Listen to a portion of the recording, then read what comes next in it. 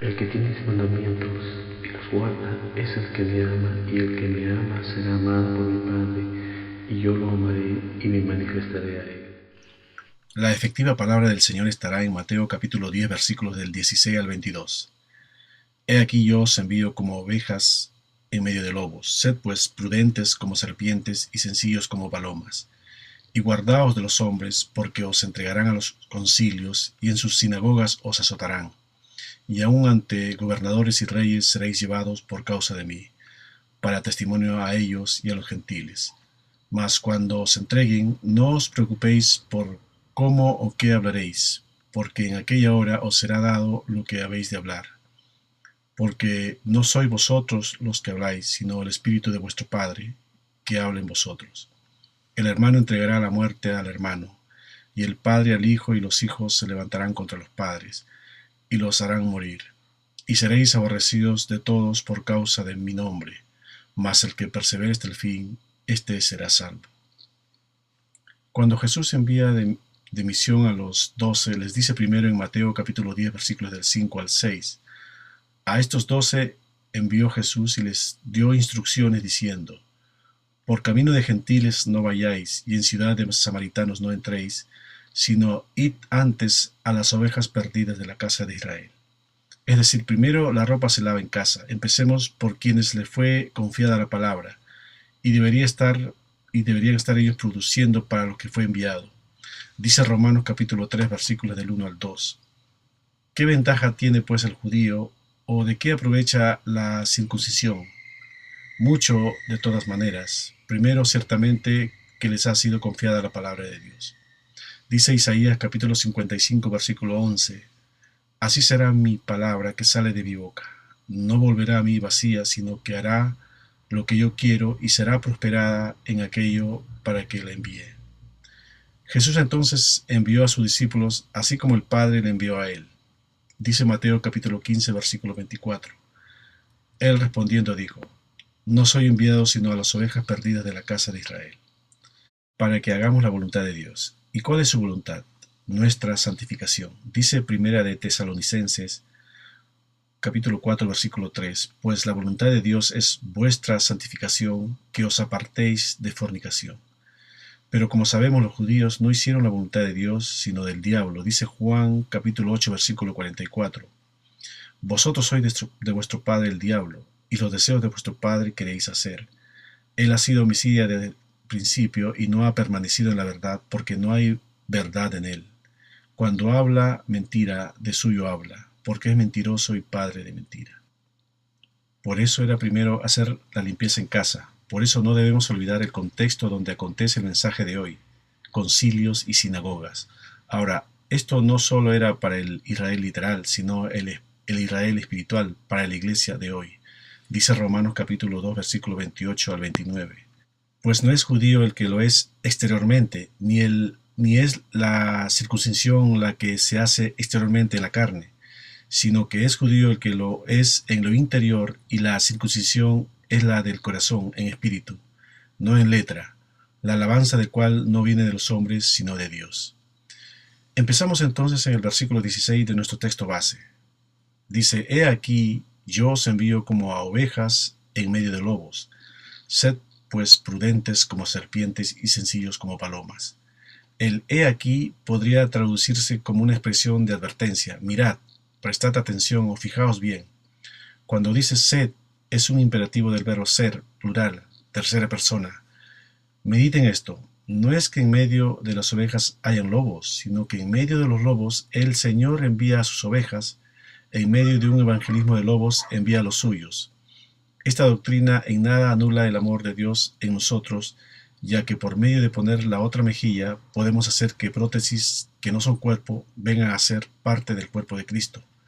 Luego, la segunda parte del versículo 16 dice: sed pues prudentes como serpientes y sencillos como palomas. La palabra prudente viene del griego phronimos, Strong G 5429, que quiere decir sagaz o discreto, implicando carácter cauto en el modo de pensar. Refiere a una sabiduría instintiva. Es uno de los términos más importantes que encontramos en las Escrituras. La prudencia es una de las virtudes que consiste en discernir y distinguir lo que es bueno o malo para seguir o huir de ello. Ser prudente es ser juicioso, en el sentido de prever las cosas antes de tiempo. Recuerdo cuando estuve subiendo a cierto lugar montañoso, vi una serpiente pequeña, como de 20 centímetros. Su color era como la de un arbusto seco, casi se mimetizaba con la tierra, pero estaba tan inmóvil que no supe si estaba viva o muerta. Me alejé como 2 metros y comencé a tirarle piedra. Ninguno le dio, pero hubieron varias piedras que cayeron como a 3 centímetros de ella. Entonces supuse que estaba muerta. Me fijé de su ubicación, estaba al lado de una estructura de madera, pero cuando volví, ya bajando un rato después, dicha serpiente ya no estaba. Había estado viva y prudentemente se puso inmóvil para que yo no siguiera tirándole piedra. Utilizó su instinto y funcionó. El Señor me mostró una hermosa lección ahí. Y la otra palabra sencillo viene del griego akéralos, Strong G 185, que significa sin mezcla, puro, usándose en el lenguaje figurado del Nuevo Testamento para referirse a lo que es sin doblez. Jesús advierte a aquel primer grupo de enviados para evangelizar de los conflictos que supondrían les iban a dar al llevar a cabo la misión. Pablo de alguna forma era un buen pastor, no de nombre, sino que guiaba y alimentaba a las ovejas como si fuera un pastor. Cierta vez dijo en Hechos capítulo 20, versículo 29, porque yo sé que después de mi partida entrarán en medio de vosotros lobos rapaces que no perdonarán al rebaño. No estaba refiriéndose a un público general. Para ello el diablo anda alrededor como león rugiente, sino a los que estaban congregándose. Y en Juan capítulo 10 versículo 12 vemos lo opuesto de un pastor. El asalariado y que no es el pastor, de quien no son propias las ovejas, ve venir al lobo y deja las ovejas y huye. Y el lobo arrebata las ovejas y las dispersa. La única característica buena de la serpiente a la cual deben seguir los apóstoles es la prudencia, lo mismo que la característica de la sencillez de las palomas, que literalmente significa que no hace daño y que no está mezclado. Tiene un sentido de pureza e inocencia. El salvajismo del lobo debe de manejarse con prudencia para que las ovejas no dejen que el lobo las ataque sin previo aviso. Y también debe de existir la sencillez, sin dobles intenciones para no provocar un contraataque innecesario. Esto no quiere decir que será fácil. Los apóstoles deben estar en alerta constante debido a los ardides de sus enemigos. Tampoco escaparán de la persecución, como lo aseguran los siguientes versículos. Versículo 17. Y guardaos de los hombres, porque os entregarán a los concilios, y en sus sinagogas os azotarán. El versículo 17 comienza con "y", como nexo de unión entre las advertencias anteriores y lo que sigue, y después dice guardaos de los hombres. Aquí guardaos, que expresa la idea de volver la mente hacia algo y mantenerse en guardia contra ello. La palabra guardar no significa que nuestra lucha sea contra hombres. Fíjense que guardar habla de una defensa en contra de una tendencia, es decir, nos tenemos que guardar de todo movimiento que sea humano dentro de las iglesias. Este es el contexto que el Señor pone para predicar su mensaje. Versículo 18. Y aún ante gobernadores y reyes seréis llevados por causa de mí, para testimonio a ellos y a los gentiles. Mas cuando os entreguen, no os preocupéis por cómo o qué hablaréis, porque en aquella hora os será dado lo que habéis de hablar. Porque no sois vosotros lo que habláis, sino el Espíritu de vuestro Padre que está en vosotros. El hermano entregará a la muerte al hermano y el padre al hijo, y los hijos se levantarán contra los padres y los harán morir. Como mencionamos, está hablando de un contexto muy familiar, pero siempre recordemos que habla de sinagogas y concilios y reyes. Versículo 22 de nuestro texto principal. Y seréis aborrecidos de todos por causa de mi nombre, mas el que persevere hasta el fin, éste será salvo. Aquí uno se tiene que preguntar, el por qué nos odiarán. Hay gente que odian por ser mala persona, por envidia, no sé, por muchas causas. Pero si cabe la expresión, el mejor de los odios que te pueden tener es por causa de su nombre. Versículo 23. Cuando os persigan en esta ciudad, huid a la otra, porque de cierto os digo que no acabaréis de recorrer todas las ciudades de Israel antes que venga el Hijo del Hombre. Ven, sabemos que en una ciudad hay sinagogas, concilios, y dice que cuando nos persigan en esa ciudad, ¿qué tenemos que hacer? ¿Quedarnos para sufrir el martirio de la ciudad? ¿Estar ahí hasta que muramos? Dice, ¿estar ahí aunque nos impidan predicar, ministrar o vivir la verdad? No, dice, cuando os persigan en esta ciudad, huir a la otra. Lo que está diciendo es que hay un motivo de la persecución. ¿Y cuál es el motivo? Cuando el Señor comisiona a sus discípulos, los envían con un mensaje. Dice Mateo capítulo 28, versículo 20, enseñándoles que guarden todas las cosas que os he mandado, y he aquí yo estoy con vosotros todos los días hasta el fin del mundo. Amén. Luego, ¿cuál es la causa? ¿Que son más elocuentes? ¿Que saben predicar mejor? No, la causa es el mensaje. Lo que aquellos no pueden sufrir es la comisión. Versículo 24 y 25. El discípulo no es más que su maestro, ni el siervo más que su señor. Bástale al discípulo ser como su maestro y al siervo como su señor.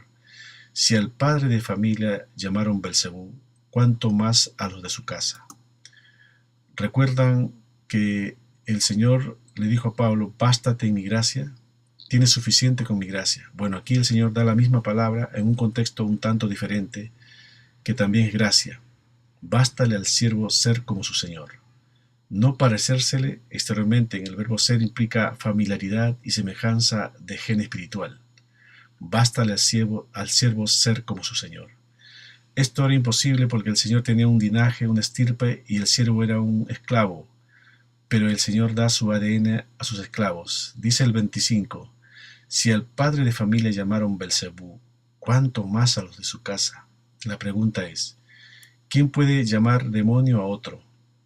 Alguien que cree que sabe que es un demonio. Si yo no sé lo que es un demonio, no llamaré a alguien demonio. Luego, el que cree que sabe que es un demonio, tiene información de lo que es un demonio. En otras palabras, solo puede llamar demonio quien sabe de los demonios y quien se cree piadoso. Esta es una norma. Vemos cuando dice el Señor en 2 de Timoteo capítulo 3 versículo 12, y también todos los que quieren vivir piadosamente en Cristo Jesús padecerán persecución. Dice todos. La pregunta ¿es posible que haya alguien que quiera vivir piadosamente y se salte este texto de la palabra y la palabra no se cumpla? No. Todos es todos. Si a los cristianos que se creen verdaderos no le llaman demonio, ¿es ese cristiano verdadero? Según la Escritura, no. A los cristianos verdaderos les tiene que suceder como a su maestro, porque si no le sucede a la norma, que le suceda a su maestro, algo va mal. Veamos Mateo capítulo 10 versículos 34 al 39. No penséis que he venido para traer paz a la tierra. No he venido para traer paz sino espada. Porque he venido para poner en disensión, división, al hombre contra su padre, a la hija contra su madre, y a la nuera contra su suegra. Y los enemigos del hombre serán los de su casa. El que ama a padre o madre más que a mí, no es digno de mí. El que ama a hijo o hija más que a mí, no es digno de mí. Y el que no toma su cruz y sigue en pos de mí, no es digno de mí. El que haya su vida la perderá, y el que pierda su vida por causa de mí, la hallará. De esa manera, la espada es el mensaje de la comisión, la cual es el mensaje del arrepentimiento y del abandono del pecado. Dijo el ángel a José desposado con María en Mateo capítulo 1 versículo 21, y dará a luz un hijo y llamarás su nombre Jesús, porque él salvará a su pueblo de sus pecados, no dice en sus pecados. La obra redentora es una obra regeneradora. No existe la redención sin la regeneración. Redención es lo que ha hecho Cristo en la cruz. Regeneración es lo que hace el Espíritu Santo y la palabra en nosotros. Primero es la redención, después prosigue la regeneración. Yo soy salvo no solamente porque Cristo ha muerto en la cruz, sino porque noto la obra de la regeneración y la santificación en mí. Al principio de mi llamamiento pensaba unas cosas, ahora estoy pensando otras. Al principio no me hacía daño escuchar a los mundanos, ahora me duele escucharlos. Al principio lo miraba de todo en la televisión, ahora casi ya no puedo mirar nada. ¿Qué está pasando? Regeneración. Estuvimos hablando de que el Señor divide. Vamos a ver cuándo no es una división y cuándo sí. 1 Corintios capítulo 1 versículos del 11 al 15. Porque he sido informado acerca de vosotros, hermanos míos, por lo de Cloé, que hay entre vosotros contiendas. Quiero decir que cada uno de vosotros dice: yo soy de Pablo, y yo de Apolos, y yo de Cefas, y yo de Cristo. ¿Acaso está dividido Cristo? ¿Fue crucificado Pablo por vosotros? ¿O fuisteis bautizados en el nombre de Pablo? Doy gracias a Dios de que a ninguno de vosotros he bautizado sino a Crispo y a Gayo, para que ninguno diga que fuisteis bautizados en mi nombre. ¿Puede Pablo llamar a un hermano que divide, mi querido hermano? No. ¿Por qué Pablo llama hermano al que se ha dividido? Dice: ¿está dividido Cristo? Entonces viene la pregunta: ¿puede alguien dividir a Cristo? No. Vamos a poner un ejemplo práctico. En Juan capítulo 19, versículos del 23 al 24. Cuando los soldados hubieron crucificado a Jesús, tomaron sus vestidos e hicieron 4 partes, una para cada soldado. Tomaron también su túnica, la cual era sin costura, de un solo tejido de arriba a abajo. Entonces dijeron entre sí: no la partamos, sino echemos suerte sobre ella, a ver de quién será. Si analizamos este texto, podemos decir, y es importante recordar lo que dice, que los vestidos lo dividieron, pero no la túnica. Los vestidos fueron añadidos por los romanos. Veamos Juan capítulo 19, versículo 2. Así que entonces tomó Pilatos a Jesús y le azotó, y los soldados entretejieron una corona de espinas y le pusieron sobre su cabeza, y le vistieron con un manto de púrpura. Es decir, lo que partieron fue el manto de púrpura, pero no su túnica, que viene de la palabra griega gitón, Strong G 5509. Es la misma palabra que utiliza cuando Jacob vistió a José de una túnica, Strong H 3801. Es la ropa interior de un hebreo. Luego, se puede dividir lo exterior, pero la túnica, lo de adentro, es imposible. Entonces el vestido se dividió en 4 partes, y aquí los hermanos aparentemente estaban divididos, pero estos son 4 siervos de Dios, excepto uno que es la misma iglesia. Cristo es la iglesia. La queja de Pablo es: ¿cómo se puede dividir entre los que piensen igual? Es decir, se puede dividir lo periférico, pero no lo interior. Para saber si Cristo, la iglesia, se puede dividir, hay que saber en qué está unida. Vean la exhortación de Pablo en 1 Corintios capítulo 1, versículo 10.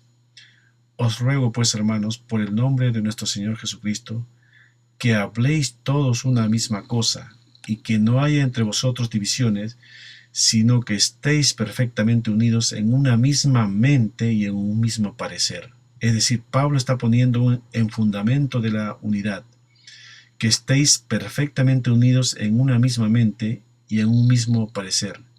Mente en griego es la palabra nous, significa entendimiento. Pablo está diciendo: yo, Pedro, Apolos, predicamos lo mismo, estamos viviendo la palabra lo mismo. Luego, porque el uno sea más elocuente, el otro tenga más carisma, no os tenéis que dividir, porque las palabras que salen de nuestra boca son las mismas. No dice están unidos en un mismo local, están unidos en una misma denominación. No está diciendo eso, dice están unidos en una misma mente. Luego, ¿cuál es el mensaje que une la iglesia? Veamos 1 Juan capítulo 1, versículo 5. Este es el mensaje que hemos oído de él y os anunciamos: Dios es luz y no hay ninguna tinieblas en él. Si decimos que tenemos comunión en él y andamos en tinieblas, mentimos y no practicamos la verdad. Pero si andamos en luz, como él está en luz, tenemos comunión unos contra otros, y la sangre de Jesucristo, su Hijo, nos limpia de todo pecado. En otras palabras, si hay una iglesia, me refiero a un hermano, que su mensaje no es este, ¿puede tener comunión con tal persona? No, porque no es el mensaje que en el principio hemos escuchado. El mensaje que une, que por el cual Pablo se queja, los 3 predicamos lo mismo: no os dividáis, es que Dios es uno y no hay ninguna tinieblas en él. Y si decimos que estamos en Dios pero andamos en tinieblas, fíjense en estos verbos: decir y andar. Entonces mentimos. Ahora, la palabra griega para comunión es koinonia, que significa compañerismo. Es decir, que tenemos un mismo interés común, una misma voluntad de Dios. ¿Y cuál es la voluntad de Dios?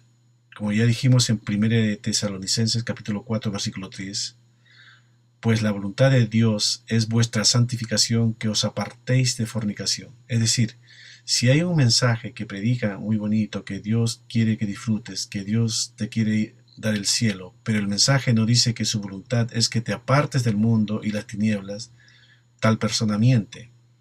Ese es un falso evangelio. No puedes tener coinonía porque no predica el mismo evangelio de las Escrituras. Ahora, ¿qué significa la palabra tinieblas? La palabra tinieblas es scotia o escotía, que significa oscuridad, sin luz, lo opuesto a la luz, sin mandamientos de Dios. Eso es tinieblas. Dice Salmos capítulo 82, versículo 5. No saben, no entienden, andan en tinieblas. Es decir, si alguien vive rompiendo los mandamientos, no es iglesia y no hay coinonía con la iglesia de Cristo. Dice 1 de Juan capítulo 2, versículo 3.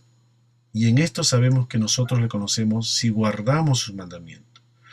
Luego, si alguien no guarda sus mandamientos, no por hierro ni por ser débil, sino por vivir una fe equivocada, el tal no es iglesia. Luego la iglesia no puede dividirse, porque la iglesia es Cristo, el cuerpo de Cristo. Seguimos en 1 de Juan capítulo 2 versículos del 4 al 5. El que dice yo le conozco y no guarda sus mandamientos, el tal es mentiroso y la verdad no está en él. Pero el que guarda su palabra, en este verdaderamente el amor de Dios se ha perfeccionado. Por esto sabemos que estamos en él. El que dice que permanece en él debe andar como él anduvo. Ahora, ¿guardar los mandamientos no va a ser salvos? No, solamente la gracia de Dios. Sin embargo, el salvo guarda. La evidencia de que el salvo es que guarda. Vean el 6. El que dice que permanece en él debe andar como él anduvo. Mediten esto. Si hay alguien que dice que permanece en él y no anda como él anduvo, ¿permanece en él? No, la Escritura no miente.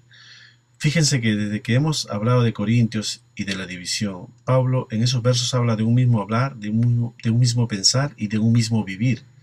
Y en estos textos que hemos leído, Juan habla lo mismo. Este es el mensaje que hemos oído de él y hemos transmitido, un mensaje que se habla, que se piensa y que se vive. Dice 1 de Juan capítulo 1 versículo 7. Pero si andamos en luz, como él está en luz, tenemos comunión unos con otros, y la sangre de Jesucristo su Hijo nos limpia de todo pecado. ¿Se puede dividir una iglesia que anda en luz? No, porque lo que une a la iglesia verdadera es el hablar, pensar y vivir una misma cosa. Lo que separa o divide un cuerpo no es un local, una ciudad o un país. Tenemos hermanos en otro país porque hablan, piensan y viven de acuerdo a la palabra como yo. ¿Qué es lo que divide un cuerpo? Otro evangelio. Cristo es indivisible. Veamos ejemplos para clarificar. En Hechos capítulo 15 versículo 36. Después de algunos días, Pablo dijo a Bernabé: volvamos a visitar a los hermanos en todas las ciudades en que hemos anunciado la palabra del Señor, para ver cómo están. Y Bernabé quería que llevasen consigo a Juan, el que tenía por sobrenombre Marcos. Pero a Pablo no le parecía bien llevar consigo al que se había apartado de ellos desde Panfilia, y no había ido con ellos a la obra. Y hubo tal desacuerdo entre ellos que se separaron el uno al otro. Bernabé, tomando a Marcos, navegó a Chipre, y Pablo, escogiendo a Silas, salió encomendado por los hermanos a la gracia del Señor. Aquí hubo tal discrepancia que se separaron. La pregunta es, ¿estuvo dividida la iglesia? No. ¿Por qué no estuvo dividida? Porque aunque partieron la púrpura, el vestido exterior, seguían pensando, hablando y viviendo igual. Aunque se separaron, si no miran lo que predicaba Bernabé y lo que predicaba Pablo, que era el mensaje del arrepentimiento para perdón de pecados. Aunque se separaron, no se dividieron. La división es un cambio de evangelio, cambio de mensaje. Veamos un ejemplo contrario, en Hechos capítulo 8, versículos del 13 al 23. También creyó Simón mismo, y habiéndose bautizado estaba siempre con Felipe. Y viendo las señales y grandes milagros que se hacían, estaba atónito.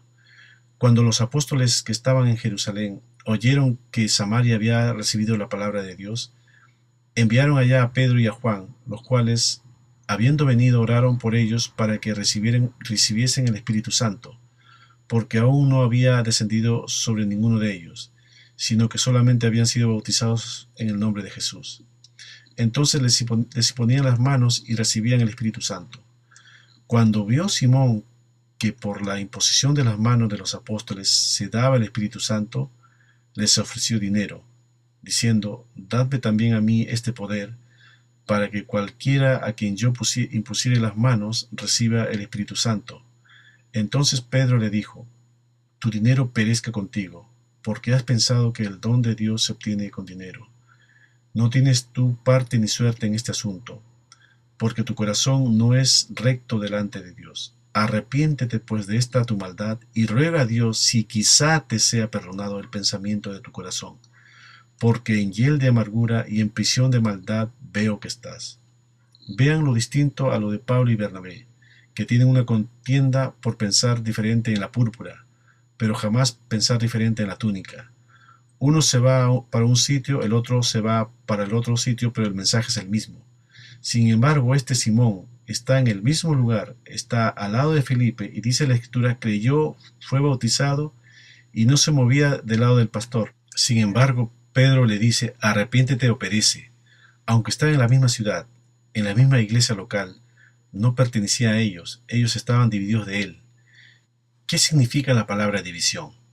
El prefijo di en la palabra división significa dos. Poniendo esto juntos, división significa dos visiones. Aunque Simón estaba con Felipe, creyó y se bautizó, tenía una manera de pensar diferente, una manera de hablar diferente, una manera de vivir diferente. Otra visión. Dice 1 de Juan capítulo 2 versículo 18: «Hijitos, ya es el último tiempo, y según vosotros oísteis que el anticristo viene. Así ahora han surgido muchos anticristos. Por esto conocemos que es el último tiempo. Salieron de nosotros, pero no eran de nosotros, porque si hubiesen sido de nosotros, habrían permanecido con nosotros, pero salieron para que se manifestase que no todos son de nosotros». Aquí hay una aparente división en la Iglesia Universal, donde Juan predica: salen de ellos, pero no son de ellos, son anticristos. Han salido de la rama verdadera y no están con ellos. Si hubieran sido verdaderos, hubieran permanecido con nosotros. La pregunta es: ¿quién es nosotros? Dice: salieron de nosotros. ¿Quién es nosotros? ¿Es nosotros una iglesia local? No. ¿Es nosotros una denominación? No. ¿Es nosotros un movimiento evangélico? No. Cuando Juan se refiere a nosotros, se refiere a la iglesia, asamblea. Nosotros son los que hablan, piensan y viven el verdadero evangelio. Veamos el versículo anterior en 1 de Juan capítulo 2 versículos del 15 al 17. «No améis al mundo ni las cosas que están en el mundo. Si alguno ama al mundo, el amor del Padre no está en él. Porque todo lo que hay en el mundo, los deseos de la carne, los deseos de los ojos y la vanagloria de la vida, no proviene del Padre, sino del mundo. Y el mundo pasa y sus deseos, pero el que hace la voluntad de Dios permanece para siempre».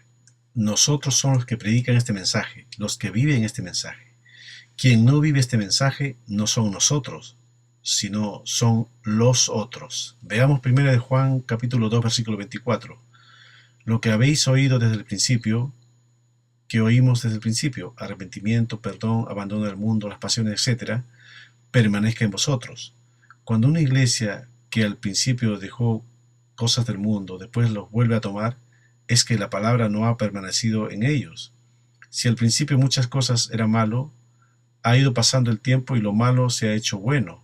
La palabra no permaneció, el temor no permaneció, se esfumó. Lo mismo con las cosas buenas que adquirieron.